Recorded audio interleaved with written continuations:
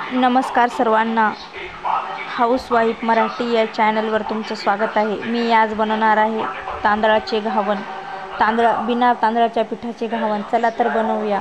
मी तांदूळ स्वच्छ पाण्याने धुवून रात्रभर पाण्यामध्ये भिजू घातले होते।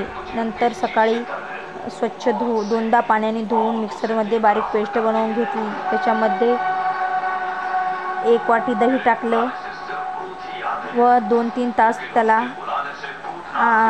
झाकून ठेवलं। नंतर 2-3 तासानंतर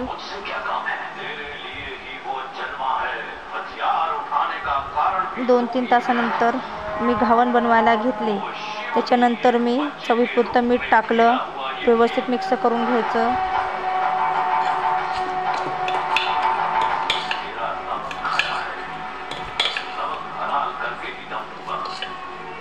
लसूण पेस्ट व जिऱ्याची पेस्ट टाकून घेतली।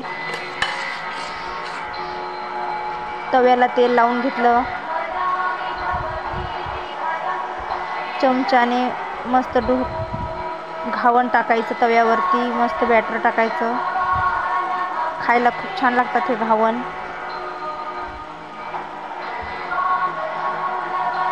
दह्याच्या चटणीसोबत खूप छान लागतात। एकदा नक्की बनवा, तुम्हाला खूप आवडतील।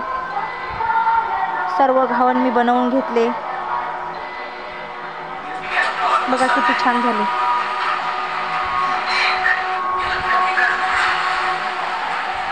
तुम्हाला जर माझी रेसिपी आवडली असेल तर माझ्या चॅनलला लाईक, शेअर, सबस्क्राईब नक्की करा।